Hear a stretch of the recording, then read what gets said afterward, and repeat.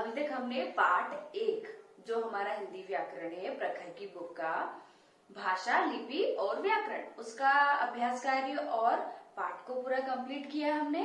अब हम आगे बढ़ते हैं जो कि हमारी गतिविधियां रहेगी, जो कि आपकी प्रखर की बुक में नहीं दी गई है।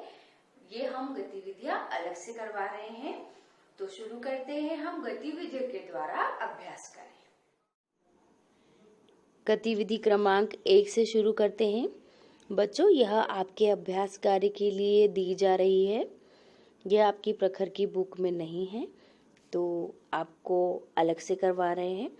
तो आपको अभ्यास कार्य HW कॉपी में करना है। ठीक है, शुरू करते हैं। उचित विकल्प पर सही का चिन्ह लगाइए। क नंबर का हिंदी को राजभाषा घोषित किया गया। स नंबर का जो ऑप्शन है 14 सितंबर 1949 को। ख देवनागरी लिपि में लिखी जाने वाली भाषाओं का सही समूह है। ब नंबर का जो उत्तर है हिंदी, मराठी, गुजराती देवनागरी लिपि में लिखी जाती है। लिखने की जो ढंग होता है उसे लिपि कहते हैं हम। तो हिंदी, मराठी और गुजराती देवनागरी लिपि में लिखी जाती है ना।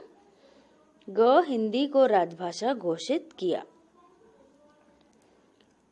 तो स नंबर का भारत की संविधान सभा ने हिंदी को राजभाषा घोषित किया।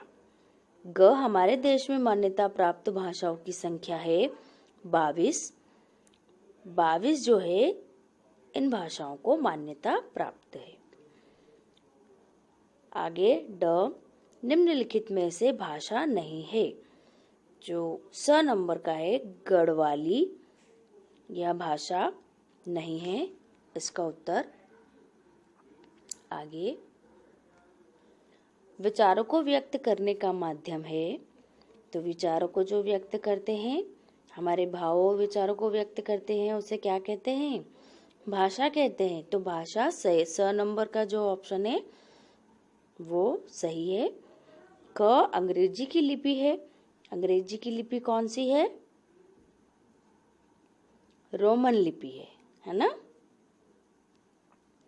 ग हिंदी की लिपि, हिंदी की लिपि कौन सी है? अ नंबर का देवनागरी लिपि।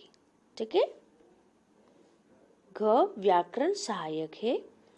तो अ शुद्ध पढ़ने में, ब शुद्ध लिखने में, स शुद्ध उच्चारण में। तो ये तीनों ऑप्शन सही है।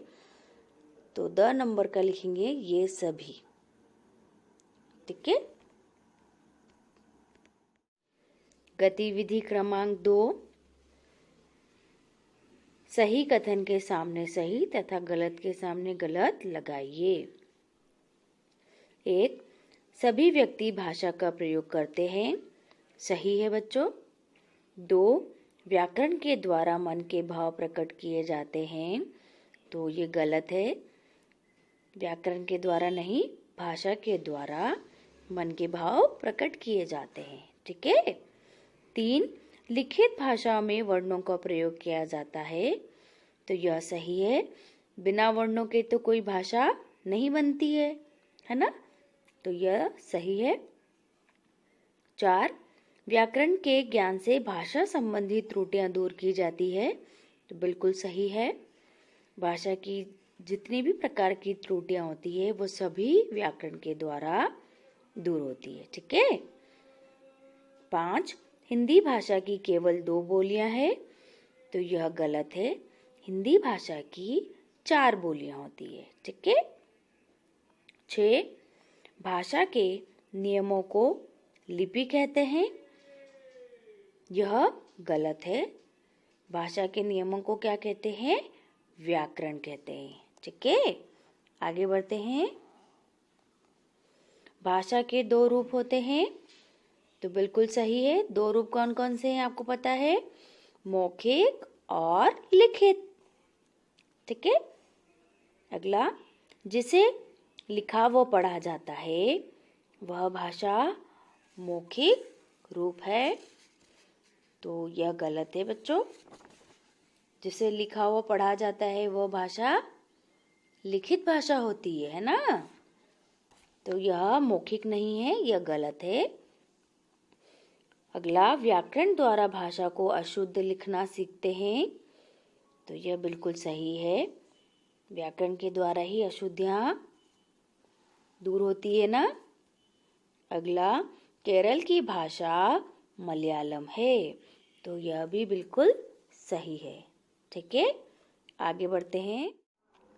बच्चों, नीचे दिए गए चित्रों में भाषा का कौन सा रूप है, लिखिए।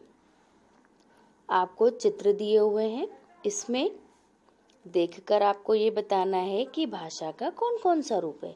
भाषा के 2 रूप होते हैं, लिखित और मौखिक। तो आपको ये देखकर बताना है। ठीक है।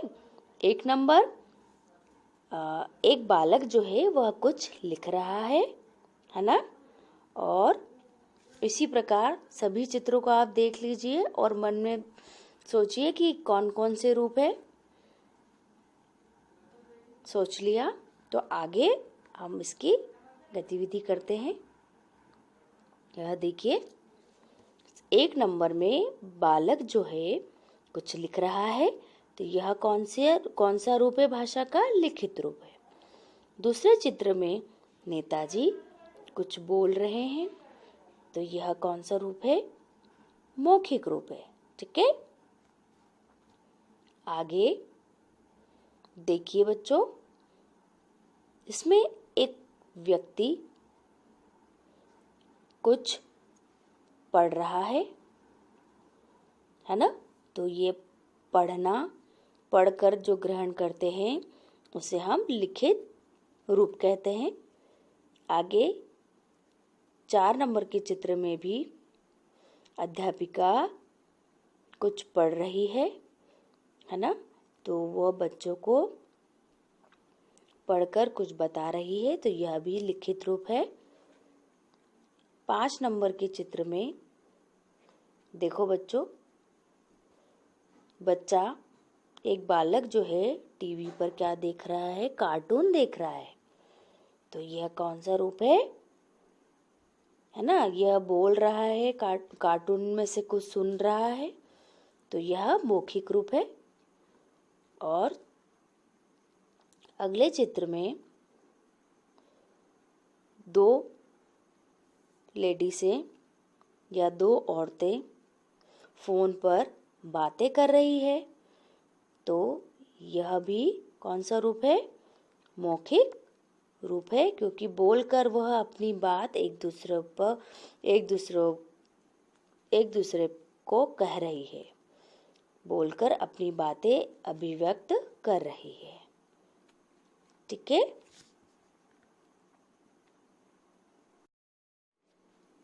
गतिविधि क्रमांक 4। बच्चों,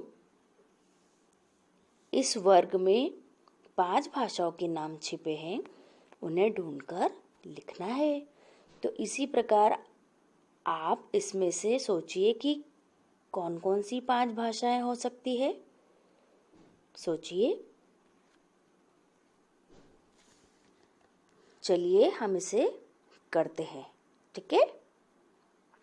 यह देखिए, सबसे पहली भाषा, पहली रो में आपको लिखा हुआ है बंगला। ठीक है। दूसरी भाषा, दूसरी लाइन में लिखा हुआ है मलयालम। तीसरी लाइन में उड़िया। चौथी और 5वीं लाइन को मिक्स करेंगे तो आपको देखना पड़ेगा हिंदी भाषा आएगी। ठीक है। और लास्ट में तेलुगु भाषा। तो इसी प्रकार यह 5 भाषाएं इसमें छुपी हुई थी।